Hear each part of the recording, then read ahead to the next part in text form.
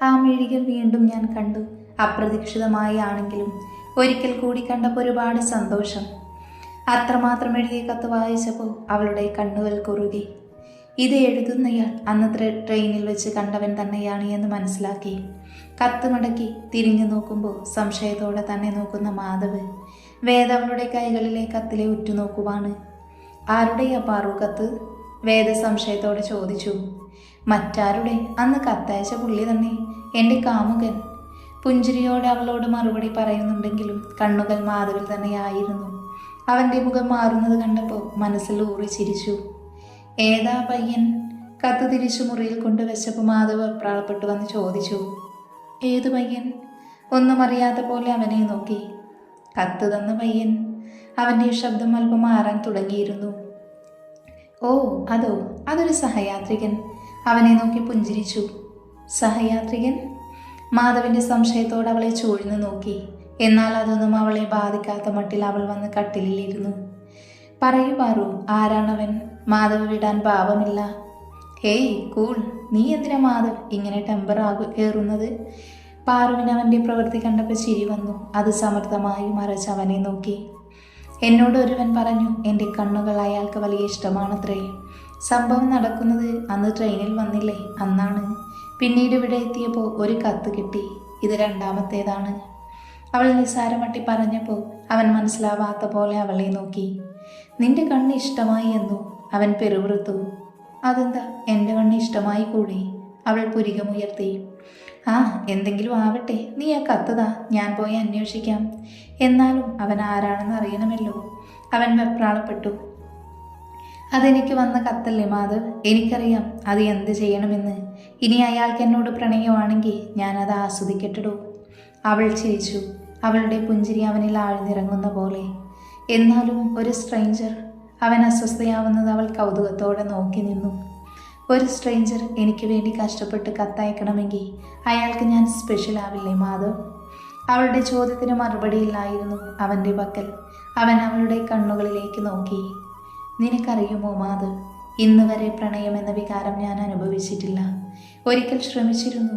അന്നെല്ലാവരും ചേർന്ന് നീയുമായുള്ള കല്യാണം കഴിപ്പിച്ച് ഈ നാട്ടിൽ നിന്ന് പറഞ്ഞു വിട്ടു. അവളൊന്ന് ദീർഘമായി നിശ്വസിച്ചു. പിന്നെ നമ്മുടെ ജീവിതം അറിയില്ലേ നിനക്ക്? നമ്മൾ രണ്ടുപേർക്ക് പരസ്പരം പ്രണയിക്കാൻ കഴിയില്ല എന്നത് എത്രയോ വട്ടം തെളിഞ്ഞതാണ്. അവൾ മുടിയഴിച്ച് കെട്ടുകൾ ഓരോന്നായി അഴിച്ചു. എന്താ നീ പറഞ്ഞു വരുന്നത് പാറു? അവൻ്റെ നെഞ്ച് വല്ലാതെ മിടിക്കാൻ തുടങ്ങി. അവൻ ഇഷ്ടമല്ലാത്ത എന്തോ അവൾ പറയാൻ പോകുന്നത് പോലെ. എന്തിനാണ് മാധവ് നമ്മൾ ഒരുമിച്ചിങ്ങനെ? പല നാളുകളായി ആലോചിച്ചെടുത്ത തീരുമാനമാണിത്. എനിക്ക് ഡിവോഴ്സ് വേണം. അവൾ അവൻ്റെ കണ്ണുകളിലേക്ക് നോക്കി. അവളുടെ കണ്ണുകൾ വല്ലാത്ത തിളക്കം പോലെ തോന്നി അവന്. പാറു? അവൻ മനസ്സിലാവാതെ അവളെ വിളിച്ചു. അതെ മാധവ്, ഇത് ഞാൻ തീരുമാനിച്ച കാര്യമാണ്. എനിക്ക് ഡിവോഴ്സ് വേണം. എനിക്ക് ഞാനായി നിൽക്കണമെങ്കിൽ നമ്മൾ പിരിയുന്നത് നല്ലത്. അവളുടെ സ്വരം ശാന്തമായിരുന്നു. എന്നാൽ അവൻ്റെ മുഖം കറുത്തു. ഓഹോ, ഏതോ ഒരുത്തൻ 2 കത്തയച്ചപ്പോൾ തന്നെ നീ ഇത്ര മാറിയല്ലേ, കൊള്ളാം. അവൻ ശബ്ദം ആ 4 ഭിത്തികൾക്കപ്പുറം ഉയർന്നു. അതിന് അയാൾ ആരെന്നോ എന്തെന്നോ എനിക്കറിയില്ല. പിന്നെ നമ്മൾ പിരിഞ്ഞാലും അയാളെ ഞാൻ കാണുമെന്ന് ഉറപ്പില്ല. ഇനിയെല്ലാം ഒത്തു വന്നാൽ തന്നെ. അയാൾ അന്ന് പറഞ്ഞത് അയാളുടെ അമ്മയുടേതുപോലെയുള്ള കണ്ണുകൾ എനിക്കെന്നാണ്. അയാൾക്കൊരു പക്ഷേ ഞാനൊരു പെങ്ങളാവുമായിരിക്കാം. എന്ന നീയോ മാധവ്, ഇനി എത്ര കാലം നിന്നെ ഞാൻ നീതുവിൻ്റെ കൂടെ കാണേണ്ടി വരും? അവൾ നിന്നൊരു സഹോദരൻ്റെ സ്ഥാനത്താണോ കാണുന്നത്? എല്ലാം പോട്ടെ, അർച്ചനയുടെ സ്ഥാനം വേണമെന്ന് ഞാൻ വാശി പിടിക്കില്ല. പക്ഷേ ആ വീട്ടിലൊരു വേലക്കാരിയുടെ സ്ഥാനമെങ്കിലും നീ എനിക്ക് തന്നിട്ടുണ്ടോ? ഒറ്റപ്പെട്ട് മതിയായി എനിക്ക് ഡിവോഴ്സ് വേണം. അവളുടെ സ്വരം അവനേക്കാൾ ഉയർന്നു. ബെസ്റ്റ്. ഒറ്റപ്പെടാനുണ്ടായ കാരണം മോളെന്താ വിഴുങ്ങിയോ? നിന്റെ വീട്ടുകാർ തന്നെയാണ് നിന്നെ പറ്റി മോശമായി ഓരോന്ന് എഴുതി അയച്ചു തന്നത്. എന്നിട്ടും നിന്നെ ഞാൻ സുഹൃത്തായി കണ്ടില്ലേ? അത് തന്നെ എൻ്റെ മാന്യത. അവൻ ദേഷ്യത്തോടെ ചീറി. അവൾക്കത് ആദ്യമായായിരുന്നു. അവൻ ഒരിക്കൽ പോലും തന്നോട് വഴക്ക് പിടിച്ചിട്ടില്ല. അതിനൊരവസരം താനായിട്ടുണ്ടാക്കിയിട്ടില്ല എന്നതാണ് സത്യം. പക്ഷേ ഇന്ന് മനസ്സിലുള്ളത് പുറത്തേക്ക് വന്നപ്പോൾ എന്തോ മനസ്സ് വല്ലാതെ നൊന്തു. ഓഹോ, അപ്പോൾ അതുകൊണ്ടായിരിക്കും അന്ന് അർച്ചനയാണെന്ന് കരുതി നിങ്ങളെന്നെ. ഇനുഫോർബതി, മാധവ് അലറി. ശേഷം ദേഷ്യത്തോടെ പുറത്തേക്ക് ഇറങ്ങിപ്പോയി. അവൾ വിങ്ങിപ്പോയി. പക്ഷേ കരഞ്ഞില്ല. ഇനി കരയില്ല എന്ന് വിചാരിച്ച് തന്നെയാണ് ഇങ്ങോട്ടേക്ക് വന്നതും. അവൾ ഇരുന്നിടത്തുനിന്ന് എഴുന്നേറ്റ് പുറത്തേക്ക് നടന്നു. ഹാളിൽ പവിയേട്ടൻ വന്നിട്ടുണ്ട്. ആ മുഖം കണ്ടാലറിയാം തങ്ങൾ സംസാരിച്ചത് മുഴുവൻ കേട്ടിട്ടുണ്ട്. മാധവ് മുറ്റത്തുനിന്ന് കാറെടുത്ത് പോകുന്ന ശബ്ദം കേട്ടു. അവൻ പോയ വഴിയെ പവിയേട്ടനൊന്ന് നോക്കി. ഏട്ടനപ്പോൾ വന്നു. അത് കാര്യമാക്കാതെ സോഫയിലിരുന്നു. കുറച്ചു നേരമായി. അവനെന്തിനെ വഴക്കിട്ട് പോയത്? പവിയുടെ കെറുവോടെയുള്ള സ്വരം. അത് പ്രത്യേകിച്ചൊന്നുമില്ല. താല്പര്യമില്ലാത്ത മട്ടിൽ താഴേക്ക് നോക്കി. നീ ഡിവോഴ്സ് വേണമെന്ന് പറഞ്ഞു അവനോട്? പവിയുടെ സ്വരം കടുത്തു. അപ്പോഴേക്കും വേദയും അമ്മയും അടുക്കളയിൽ നിന്ന് വന്നു. വേദ പേടിയോടെ പവിയുടെ അരികിലേക്ക് നടന്നു. അമ്മ കാഴ്ച കാണാൻ നിൽക്കുന്ന പോലെ മാറി നിൽക്കുന്നുണ്ട്. ആ, ഞാൻ പറഞ്ഞു. പാറു അലസമായി മറുപടി കൊടുത്തു. നീ ഇതെന്ത് ഭാവിച്ചാണ് പാറു? പവി ചാടി എഴുന്നേറ്റു. ഏട്ടാ, ഇതിൽ ഇടപെടേണ്ട. എൻ്റെ ജീവിതം നോക്കാൻ എനിക്കറിയാം. കൂസലില്ലാതെ അമ്മയെ കൂടി ഒന്ന് ഇരുത്തി നോക്കിയാണ് പറഞ്ഞത്. ധിക്കാരി, മുതിർന്നവരോട് തർക്കുത്തരം പറയുന്നു. അല്ലെങ്കിലും പണ്ട് മുതലേ അതല്ല ശീലം. സ്വന്തം ആങ്ങളെയെ പ്രേമിച്ച ശീലാവതിയല്ലേ? അമ്മ തക്കം കിട്ടിയ പോലെ എരിയുന്ന തീയിൽ എണ്ണ ഒഴിച്ചു കൊടുത്തു. അവൾ നിന്ന നിൽപ്പിൽ ഇല്ലാതായ പോലെ ഒന്നും മിണ്ടാതെ തിരിഞ്ഞു നടന്നു. ഒരു നിമിഷം നിന്നു. ഇനിയും ഇങ്ങനെ കേൾക്കാൻ വയ്യ. പറയാൻ വെച്ചത് പറഞ്ഞിട്ട് പോയാൽ മതി നീ പാർവതി. ആങ്ങളെയെ പ്രേമിച്ച് പറയണ്ടമ്മ. എന്നെ എല്ലാവരും കൂടെ പൊട്ടത്തിയാക്കി. പറ്റിച്ചതായിരുന്നല്ലോ എല്ലാവരും കൂടെ. അച്ഛൻ്റെ രഹസ്യബന്ധമാണെന്ന് അറിഞ്ഞിരുന്നുവെങ്കിൽ ഞാൻ അങ്ങനെ ചിന്തിക്കുമായിരുന്നു. അവൾ പൊട്ടിക്കരഞ്ഞുപോയി. സ്വയം ദ്രുതഗതിയിൽ വന്നതും വേദ പേടിയോടെ അവളുടെ കൈകളിൽ അമർത്തി പിടിച്ചു. ഒന്നുമില്ല പാറു, നിനക്ക് ഒന്നുമില്ല. കൊച്ചുകുട്ടികളെ പോലെ നെഞ്ചിലേക്ക് ചേർത്ത് പിടിച്ചവൾ. പക്ഷെ അതുകൊണ്ടൊന്നും കാര്യമില്ല. മുഖം അപ്പോഴേക്കൊരു ഭാഗത്തേക്ക് കോടിപ്പോയിരുന്നു. വായിൽ നിന്ന് നുരയും പതയും പുറത്തേക്ക് വന്നുകൊണ്ടിരുന്നു. വിറയലോടെ വേദയുടെ കൈകൾക്കിടയിൽ തണുത്തു മരവിച്ച കൈകളോടെ നിലത്തേക്ക് വീണിരുന്നു അവൾ. ബോധം തെളിയുമ്പോൾ ആദ്യം കണ്ണിലുടക്കിയത് കറങ്ങുന്ന ഫാനാണ്. തല നല്ല വേദനയുണ്ട്. തല ചെരിച്ചു നോക്കുമ്പോൾ വേദന കൊണ്ട് അനക്കാൻ പറ്റുന്നില്ല. ചിലപ്പോൾ നിലത്ത് വീണപ്പോൾ എവിടെയോ ചെന്നിടിച്ചിട്ടുണ്ടാവും. പാറു. അരികിൽ വന്ന് സ്നേഹത്തോടെ ആരോ വിളിക്കുന്നുണ്ട്. നോക്കുമ്പോൾ വേദയാണ്. അവളെ നോക്കി മൃദുവായി പുഞ്ചിരിക്കാൻ ശ്രമിച്ചു. പേടിച്ചു പോയോടി നീ? അവളുടെ കൈകളിൽ അമർത്തി പിടിച്ചു. അവൾ അതേന്ന് തലയാട്ടുന്നുണ്ട്. പേടിക്കേണ്ട, ഇതൊക്കെ എൻ്റെ കൂടെയുള്ളതായെന്നറിയില്ലേ നിനക്ക്? പാറുവിൻ്റെ കണ്ണുകൾ നിറഞ്ഞു തുടങ്ങി. പെട്ടെന്ന് വേദയെ പിടിച്ച കൈകൾ അവളിൽ നിന്ന് വിട്ടകന്നു. വിതുമ്പലോടെ കണ്ണുകൾ തുടച്ചു. കരയില്ലേ നീ? നിനക്ക് ഞാനില്ലേ? വേദൊരു കുഞ്ഞിനെ പോലെ ചേർത്ത് പിടിക്കുന്ന പോലെ ചേർത്തണച്ചു അവളെ. നീയേ ഉള്ളു ചിന്നു എനിക്ക്. വേറെ ആരുമില്ല. പറഞ്ഞുകൊണ്ട് നേരെ നോക്കുന്നത് മാധവിൻ്റെ മുഖത്തേക്കാണ്. അവൻ്റെ മുഖത്തെ ഭാവം എന്താണെന്ന് മനസ്സിലായില്ല. കണ്ടാലറിയാം ഇപ്പോൾ വരുന്നതാണ്. ഇപ്പോൾ അറിഞ്ഞത് പവി വിളിച്ചിരുന്നു. വെപ്രാൾപ്പെട്ട അരികിൽ വന്നിരുന്നപ്പോൾ പുച്ഛമാണ് തോന്നിയത്. എന്തു പറ്റി നിനക്ക് പെട്ടെന്നിങ്ങനെ? മാധവിക്ക് അനുലയിട്ട കൈകളിൽ പതിയെ തലോടുന്നുണ്ട്. പെട്ടെന്നെന്ന് പറയാൻ ഇതാദ്യമായി ഒന്നുമല്ലല്ലോ മാധവ്. മാധവിനിതാദ്യമായി ആയിരിക്കാം. കാരണം മാധവ് ഇതുവരെ പുഞ്ചിരിച്ച പാറുവിനെ മാത്രമേ കണ്ടിട്ടുള്ളൂ. ഇരു കണ്ണുകളും ചാലിട്ടൊഴുകുന്നു. ചുണ്ടുകൾ വിറക്കുന്നു. നീ ഇതെന്തൊക്കെയാ പാറു പറയുന്നത്? മാധവ് മനസ്സിലാവാതെ അവളെ നോക്കി. ഞാൻ പറഞ്ഞതിൽ മാറ്റമില്ല മാധവ്. എനിക്ക് ഡിവോഴ്സ് വേണം. അവളുടെ ശബ്ദം കനത്തു. വേദ തന്നെയും മാധവിനെയും മാറി മാറി നോക്കുന്നുണ്ട്. മാധവിന് പക്ഷേ പഴയ ദേഷ്യമില്ല. അവൻ പിടിച്ച കൈകളിലെ വിരലിന് മുറുക്കം കൂടി. ആദ്യം ഇവിടെ നിന്ന് ഡിസ്ചാർജ് ആവട്ടെ, എന്നിട്ട് പോരെ. അവൻ പുഞ്ചിരിച്ചു. പക്ഷെ അപ്പോഴും അവൾ ചിരിച്ചില്ല.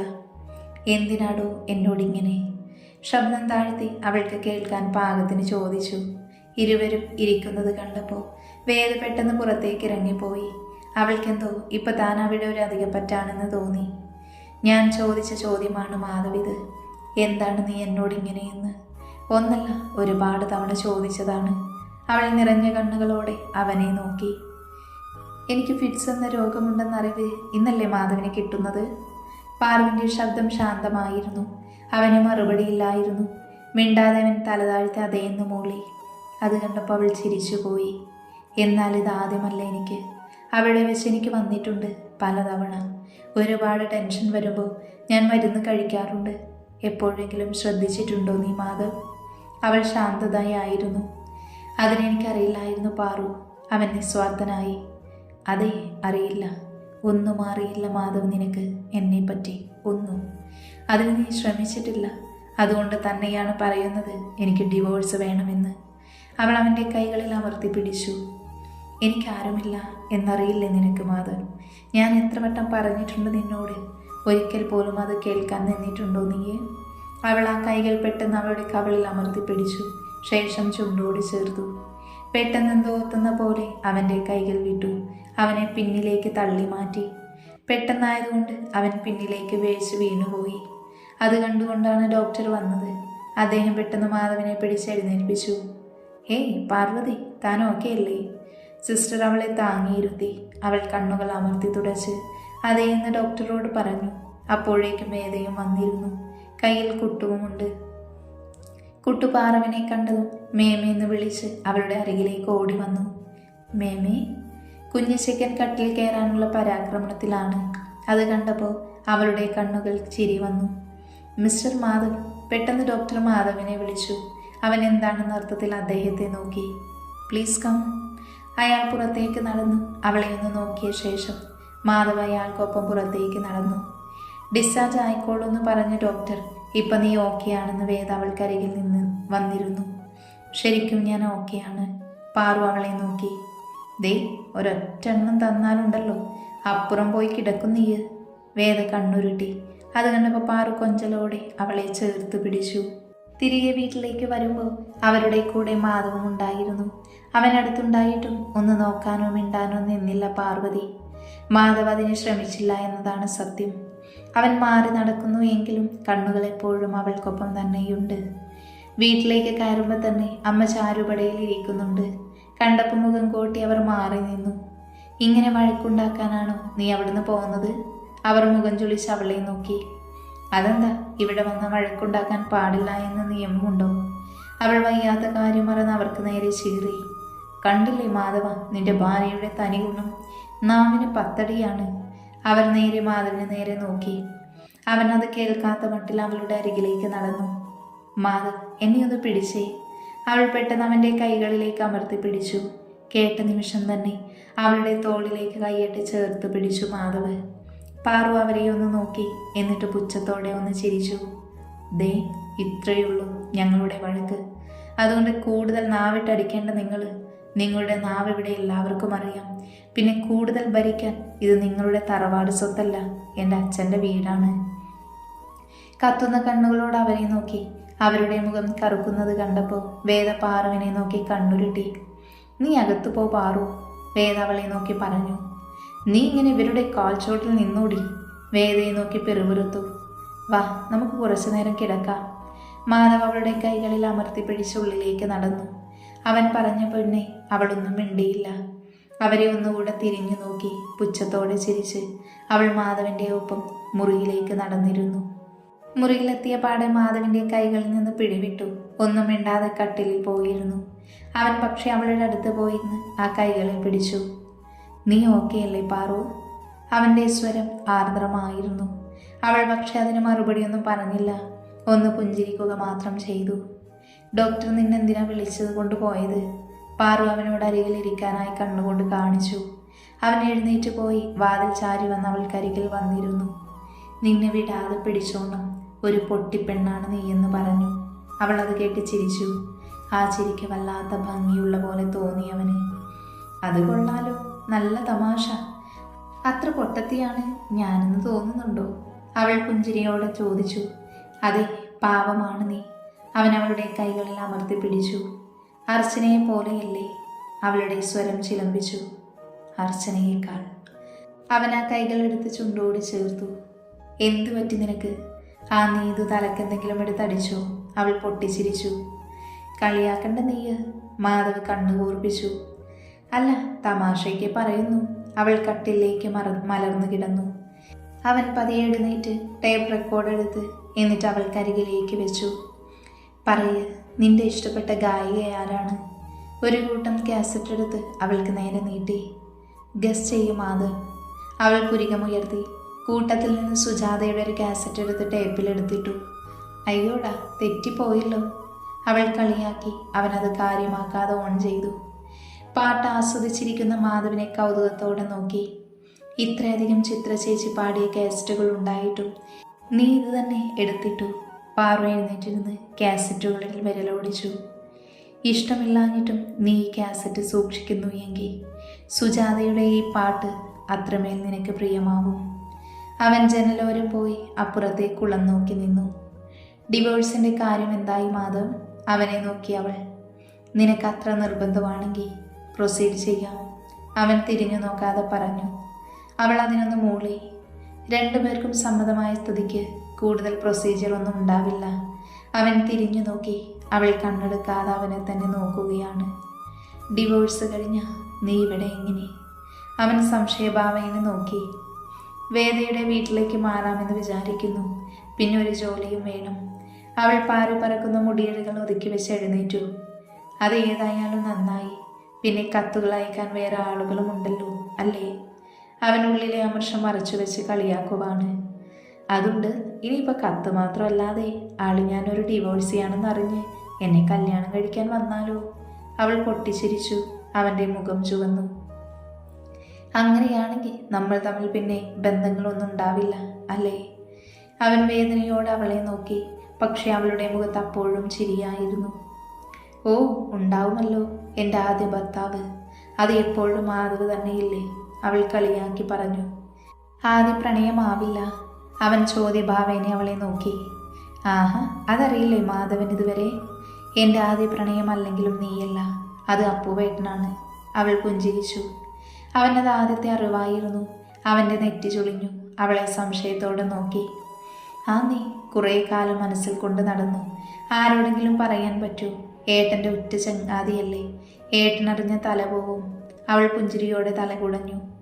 വേദയ്ക്കറിയാമായിരുന്നു. അന്നും അവളോട് മാത്രമേ എല്ലാം മനസ്സ് തുറന്ന് പറഞ്ഞിട്ടുള്ളൂ. അങ്ങനെ മനസ്സിൽ കൊണ്ട് നടന്നു കുറേ കാലം. കൃത്യം പറഞ്ഞ മാധവിൻ്റെ കല്യാണക്കാര്യം ദല്ലാൾ കൊണ്ടുവന്ന അന്ന് രാവിലെയാണ് ഞാൻ അപ്പുവേട്ടന് മുൻപിൽ മനസ്സ് തുറക്കുന്നത്. അവൾ പറ്റിയ പുഞ്ചിരി സ്വതവേ നൽകി. എന്നിട്ട് മാധവ അസ്വസ്ഥതയോടെ അവളെ നോക്കി.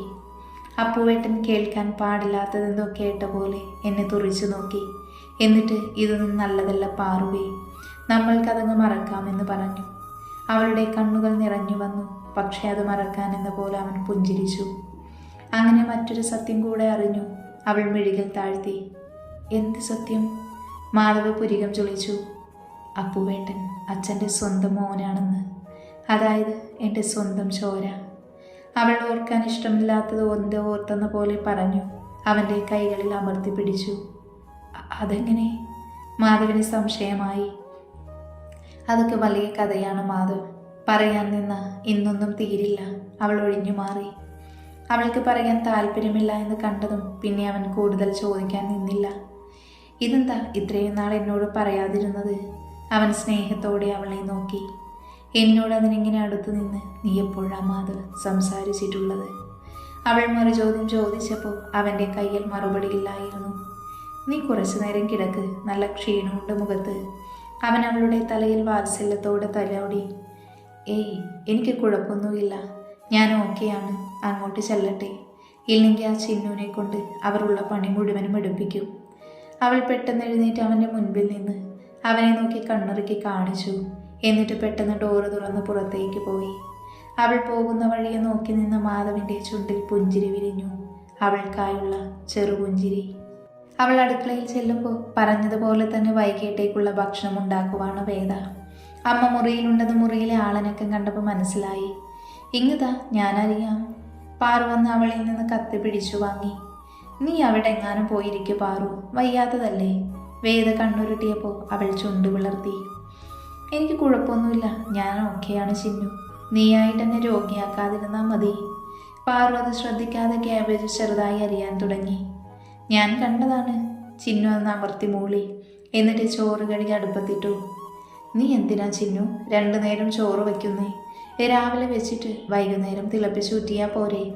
അവൾ കഞ്ഞിക്കലം അടച്ചു വെച്ച് അടുപ്പൂതി കത്തിക്കുന്നത് കണ്ടപ്പോൾ സംശയത്തോടെ നോക്കി. പവിയേട്ടന് ഇഷ്ടമല്ലടി തിളപ്പിച്ച ചോറ്. അങ്ങേർക്ക് ചൂട് ചോറ് രാവിലെയും വൈകുന്നേരം വേണം. ചിന്നു തീയൂതി പുക കയറി ചുമക്കുന്ന ഇടയിൽ പറഞ്ഞു. ബെസ്റ്റ്, ഒന്ന് അഡ്ജസ്റ്റ് ചെയ്തൂടെ ഏട്ടന്? ആരോടെന്നില്ലാതെ സ്വയം പറഞ്ഞു. ഇന്ന് നീ കഞ്ഞി കൊണ്ടുപോയി അച്ഛനൊന്ന് കോരിക്കൊടുത്തേ പാറുവേ. അച്ഛൻ ഇന്നലെ നിന്നെ ചോദിച്ചു. പാവം, നീ അച്ഛൻ്റെ അരികിലേക്ക് ചെല്ലാത്തതിന് നല്ല സങ്കടമുണ്ട്. ചിന്നു അവളുടെ കയ്യിലേക്ക് ഉച്ചക്കത്തെ ചോറിൻ്റെ കുറച്ച് ബാക്കിയുള്ളതും കഞ്ഞിവെള്ളവും ഉപ്പിട്ട് ചേർത്തിളക്കി കൊടുത്തു. കൂടെ ഉച്ചക്കത്തെ തന്നെ പയറുപ്പേരിയുമുണ്ട്. അച്ഛൻ ഈ നേരത്ത് കഞ്ഞി കുടിക്കുന്ന പതിവുള്ളതാ. ഒന്നും മിണ്ടാതെ അത് വാങ്ങിച്ച് അച്ഛൻ്റെ മുറിയിലേക്ക് നടന്നു പാറു. മുറിക്കകത്ത് കടക്കുമ്പോൾ മൂത്രത്തിൻ്റെ രൂക്ഷഗന്ധം വമിക്കുന്നുണ്ട്. കഞ്ഞിപ്പാത്രം മേശമേൽ വെച്ച് വന്ന് പുതപ്പ് മാറ്റി നോക്കുമ്പോൾ ട്യൂബ് നിറഞ്ഞിട്ടുണ്ട്. ട്യൂബ് മാറ്റാൻ വലിയ പേടിയൊന്നുമില്ല എങ്കിലും പണ്ടൊരു ക്ലാസ്സിൽ കണ്ടത് ഓർമ്മയുണ്ട്. പാലിയേറ്റീവ് കെയർ യൂണിറ്റ് വർക്കിൻ്റെ ട്രെയിനിങ്ങിന് പോയിട്ടുണ്ട് മുൻപ്. ആ ഓർമ്മയിൽ ട്യൂബ് അഴിച്ച് കഴുകി വൃത്തിയാക്കി. ഇടക്ക് നോക്കുമ്പോൾ ആ കണ്ണുകൾ നിറഞ്ഞു തൂവുന്നുണ്ട്. എന്തിനെ കരയുന്നേ? പുഞ്ചിരിയോടെ ചുക്കിച്ചുളിഞ്ഞ കൈവിരലുകളിൽ പിടിച്ചു. പാവം, ഒരു കാലത്ത് എല്ലാവരെയും വിറപ്പിച്ചിരുന്ന മനുഷ്യനാണ്. ഇപ്പം ആരും ഒന്ന് തിരിഞ്ഞുപോലും നോക്കാതെ മുറിയിലായി മാറിയിരിക്കുന്നു. ഇതെന്ന് സത്യം കയ്പ് രസമായി തൊണ്ടയിൽ കുരുങ്ങി. അച്ഛനെ കാണാൻ വരാതിരുന്നത് മറ്റൊന്നും കൊണ്ടല്ല, മനസ്സ് വല്ലാതെ അസ്വസ്ഥമായിരുന്നു ഈ ദിവസങ്ങളിൽ അത്രയും. മാധവ ഡിവോഴ്സിന് സമ്മതിച്ച നിമിഷം മുതലാണ് മനസ്സിലെ സംഘർഷം വിട്ടൊഴിഞ്ഞത്. നാട്ടിലേക്ക് വന്ന ലക്ഷ്യങ്ങളിൽ ഒന്നാമത്തേത് നടന്നിരിക്കുന്നു. ഇനിയുമുണ്ട് ഏറെ. കഞ്ഞി ഓരോ സ്പൂൺ കോരി കൊടുക്കുമ്പോൾ ഓർത്തു. പിന്നിൽ ആളനക്കം കണ്ടപ്പോൾ തിരിഞ്ഞു നോക്കി. മാധവാണ്. അച്ഛാ. അവൻ പരിചയക്കുറവൊന്നുമില്ലാതെ അച്ഛനരികിൽ വന്നിരുന്നു. എന്തൊക്കെയോ അച്ഛനോട് പറയുന്നുണ്ട്.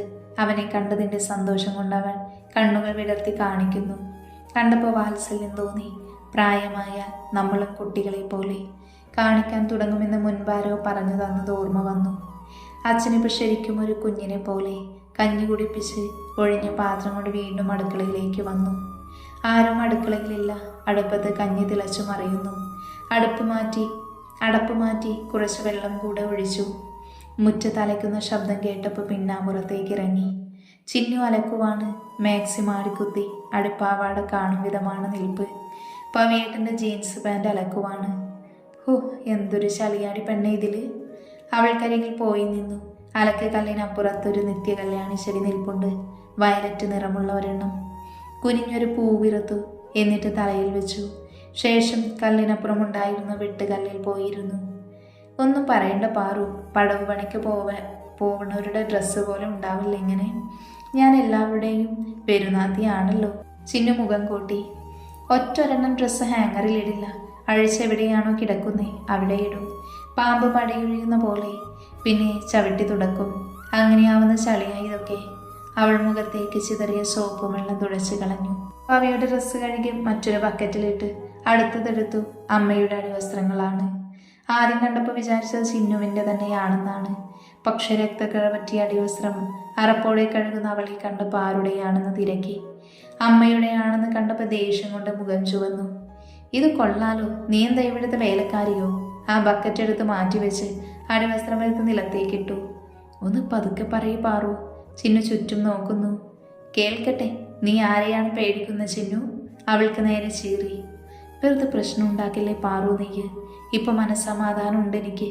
അത് നീയായിട്ട് കളയരുത്. നാളെ നീ പോകും. പിന്നെ ഞാനും എൻ്റെ മക്കളും ഇവിടെ ഒറ്റക്കാണ്. അത് മറക്കരുത്. പാറുവിൻ്റെ ശബ്ദം കനത്തതും ചിന്നു ഇടയിൽ കയറി. നീ എന്താ ചിന്നു ഇത്ര പാവമായി പോയത്? ഛേ, ദേഷ്യത്തോടെ മുഷ്ടി ചുരുട്ടി.